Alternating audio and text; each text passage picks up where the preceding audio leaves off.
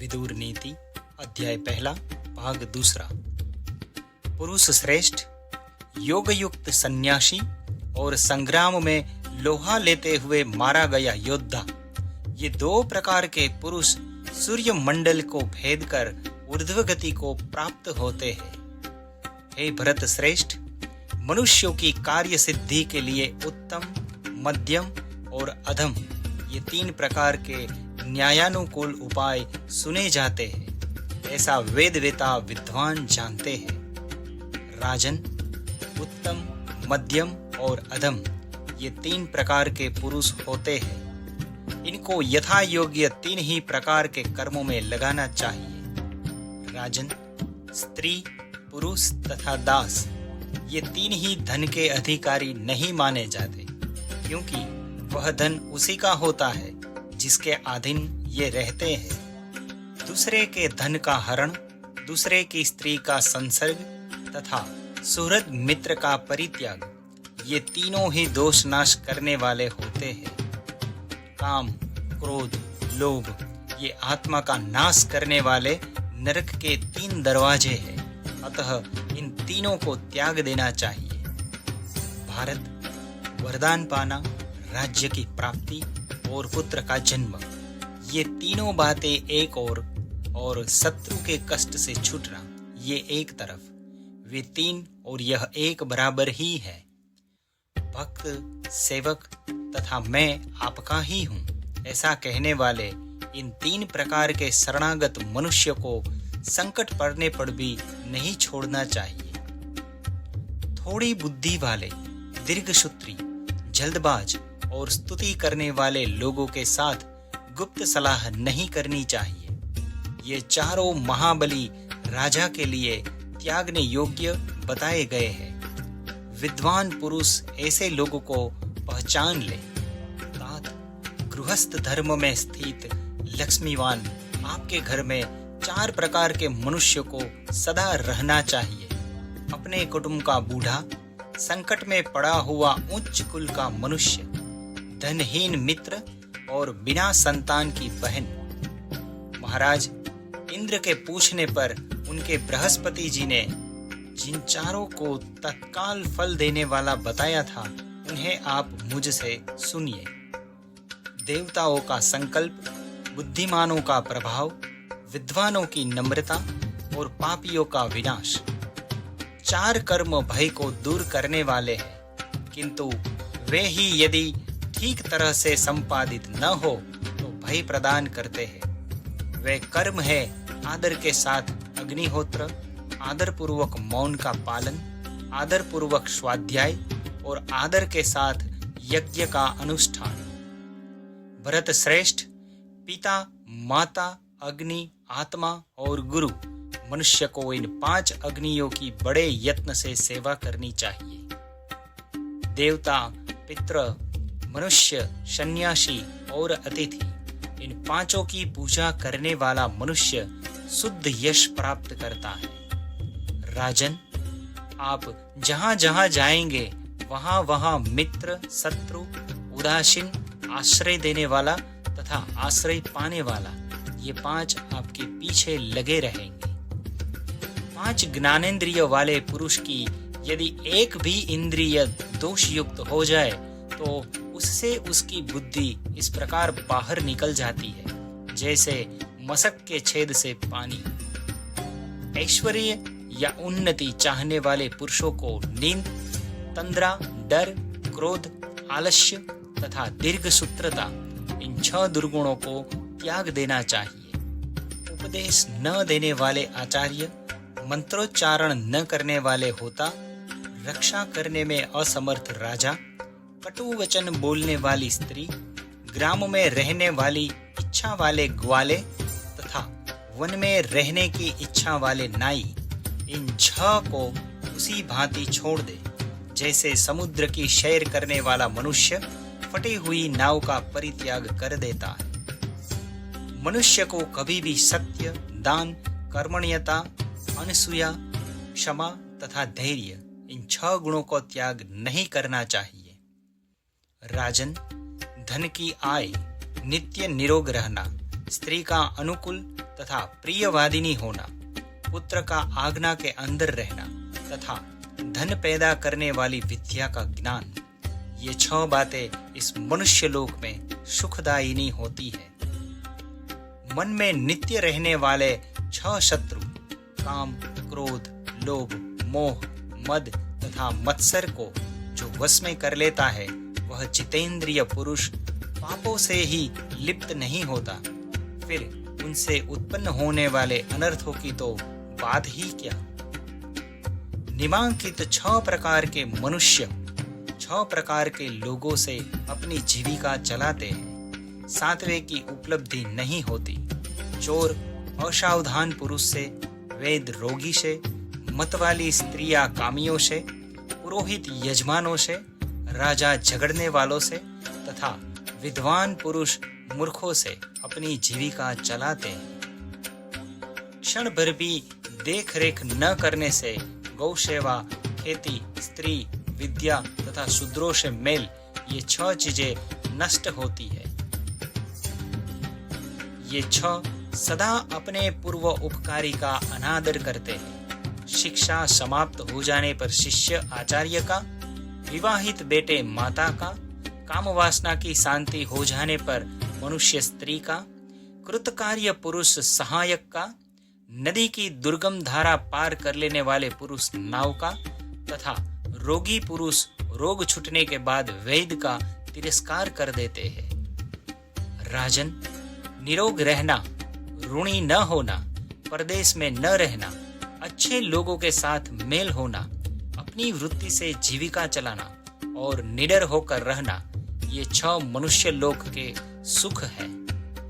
ईर्ष्या करने वाला, धुना करने वाला, असंतोषी, क्रोधी, सदा शंकित रहने वाला और दूसरे के भाग्य पर जीवन निर्वाह करने वाला, ये 6 सदा दुखी रहते हैं। स्त्री विषयक आसक्ति, जुआ, शिकार, मद्यपान, वचन की कठोरता, अत्यंत कठोर दंड देना और धन का दुरुपयोग करना, ये 7 दुखदायी दोष राजा को सदा त्याग देने चाहिए। इनसे दृढ़ मूल राजा भी प्राय नष्ट हो जाते हैं।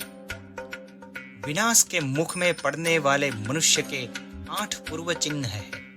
प्रथम तो वह ब्राह्मणों से द्वेष करता है, फिर उनके विरोध का पात्र बनता है, ब्राह्मणों का धन हड़प लेता है, उनको मारना चाहता है, ब्राह्मणों की निंदा में आनंद मानता है, उनकी प्रशंसा सुननी नहीं चाहिए, यज्ञ यज्ञादि में उसका स्मरण नहीं करता तथा कुछ मांगने पर उनमें दोष निकालने लगता है। इन सब दोषों को बुद्धिमान मनुष्य समझे और समझकर त्याग दे। भारत, मित्रों से समागम, अधिक धन की प्राप्ति, पुत्र का आलिंगन, मैथुन में प्रवृत्ति, समय पर प्रिय वचन बोलना, अपने वर्ग के लोगों में उन्नति, अभीष्ट वस्तु की प्राप्ति और जन समाज में सम्मान, ये 8 हर्ष के सार दिखाई देते हैं और ये ही अपने लौकिक सुख के भी साधन होते हैं।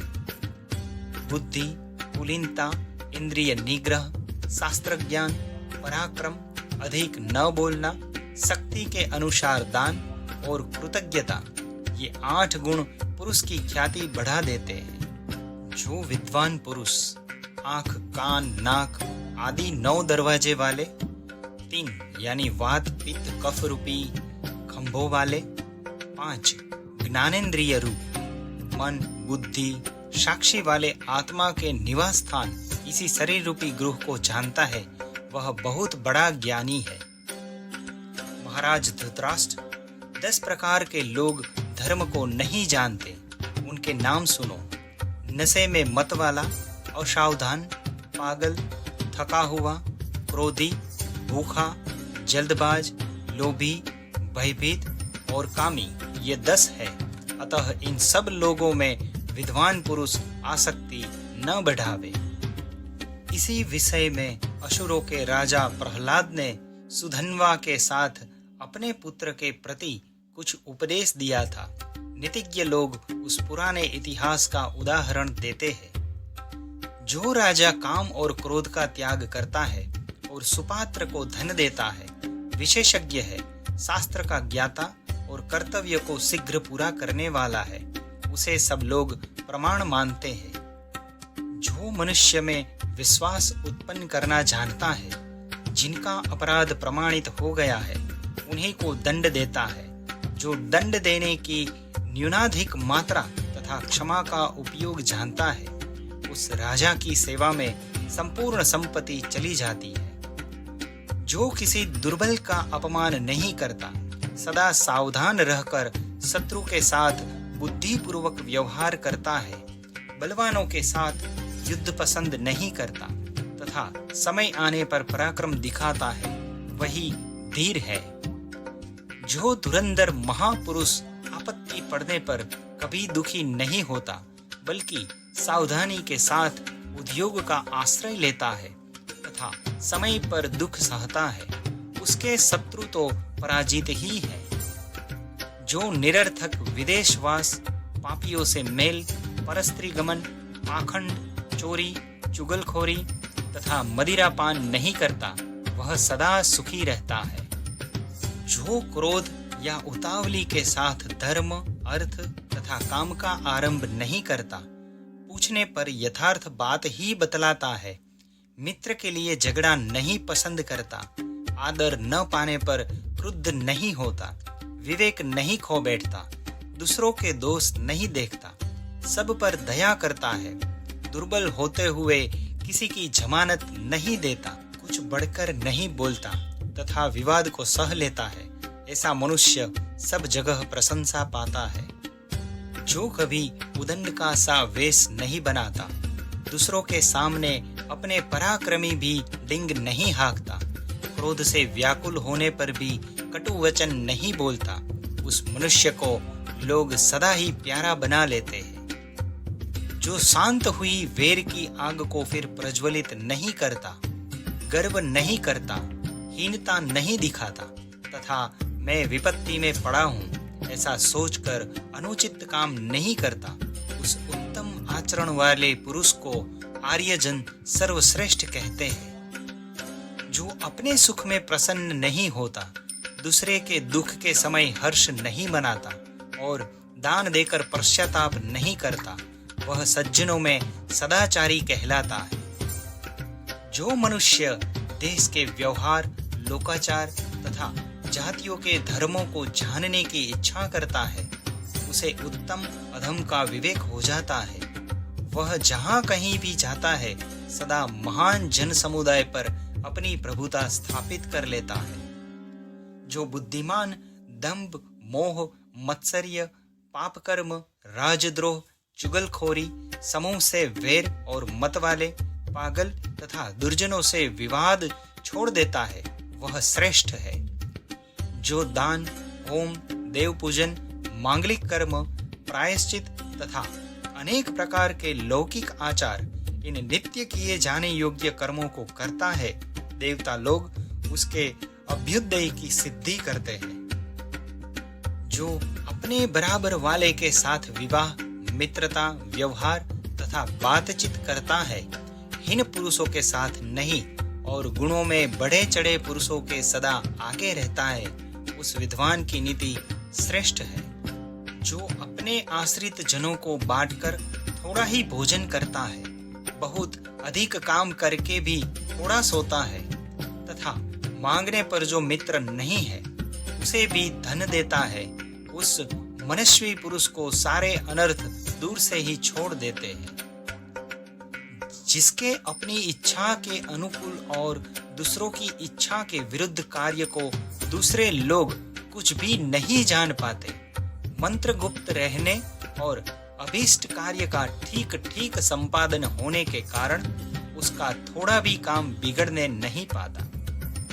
जो मनुष्य संपूर्ण भूतों को शांति प्रदान करने में तत्पर, सत्यवादी, कोमल, दूसरों को आदर देने वाला तथा पवित्र विचार वाला होता है, वह अच्छी खान से निकले और चमकते हुए श्रेष्ठ रत्न की भांति अपनी जाति वालों में अधिक प्रसिद्ध पाता है। जो स्वयं ही अधिक लज्जाशील है, वह सब लोगों में श्रेष्ठ समझा जाता है। वह अपने अनंत तेज, शुद्ध हृदय एवं एकाग्रता से युक्त होने के कारण कांति में सूर्य के समान शोभा पाता है। अंबिका नंदन साप से दग्ध राजा पांडु के जो 5 पुत्र वन में उत्पन्न हुए वे 5 इंद्र के समान शक्तिशाली है। उन्हें आप ही ने बचपन से पाला और शिक्षा दी है। वे भी सदा आपकी आज्ञा का पालन करते रहते हैं।